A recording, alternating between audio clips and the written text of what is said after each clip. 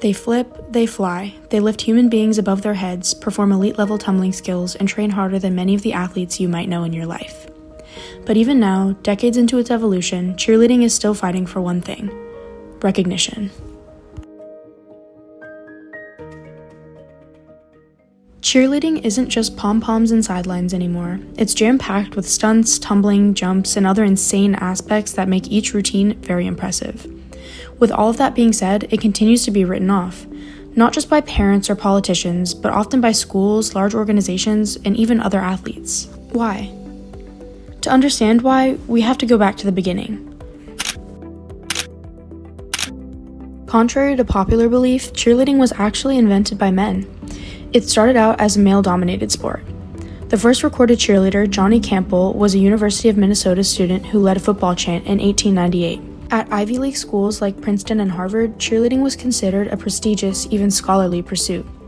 It was the leadership role, equal parts brain, brawn, and school spirit. Despite the overwhelmingly popular male participation in cheerleading during this time, we've seen that most men don't even consider cheerleading to be a sport nowadays, let alone seeing them participate in it. It wasn't until World War II, when men went off to war, that women began dominating cheerleading and becoming the names and faces of the sport. After the war ended, most men didn't return to cheerleading, but the women stayed. As cheerleading feminized, it began to change in the public eye. It was no longer about leading the crowd, it was about pleasing it. It became performative, decorative, and the second it became female-dominated, it lost status. This is a pattern we've seen across history. Professions like teaching, nursing, and even computer programming were once male-dominated and respected, but once they became female-coded, society devalued them. Cheerleading is no different. Cheerleading is not considered a sport. Is not a sport. Okay, listen to this. A federal judge ruled against cheerleading being considered an official college sport. Would consider chess a sport? Yeah, it's a sport. It's a mental game. A sport. It's a sport. Two people of certain acumen going at each other, and there's a winner at the end. That's a sport. Is poker a sport? Yeah.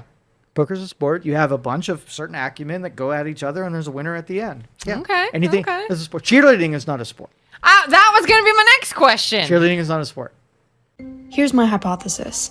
Because cheerleading became a female-dominated sport, it lost credibility even though it transformed into a serious physical event. This shift highlights a broader societal bias where activities and professions predominantly associated with women are often undervalued or dismissed, regardless of the skill, dedication, or athleticism required. Please continue listening while I explain this shift. While most people were still picturing sideline cheers and crowd-pleasing short skirts, something else was happening. In the 1980s and 90s, all-star cheer exploded. It took cheer off the sidelines and into arenas. It became more about tumbling, stunting, and elite-level competition. Today's cheerleaders train year-round, risking injury regularly and competing in national competitions. Cheer isn't entirely about waving pom-poms around, making sure you have the best teased pony, or having the best school spirit anymore. It's sport. So why isn't it treated like one? Under Title V, the U.S. law that mandates equal opportunities for men and women in school sports, cheerleading often doesn't count as an official sport. Courts have ruled that because it lacks a unified governing body and doesn't always involve head-to-head competition, it can't be classified as such.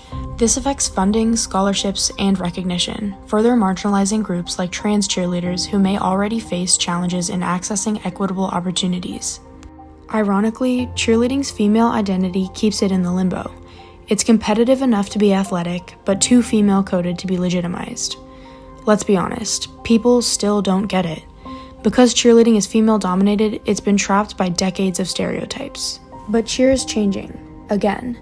It's gone global. It's been provisionally recognized by the International Olympic Committee. And more men are returning to the sport, changing the image once again. So maybe the question isn't, is cheerleading a sport? Maybe the better question is, why did we stop believing that it was? Cheerleading is athletic. It's intense. It's dangerous. It builds leadership, strength, and confidence. It's just as real as football, track, or basketball, but because it became female, it was dismissed. Now, a new generation of cheerleaders, female, male, and non-binary, are pushing back, because they're not just cheering for the crowd anymore, they're fighting for legitimacy.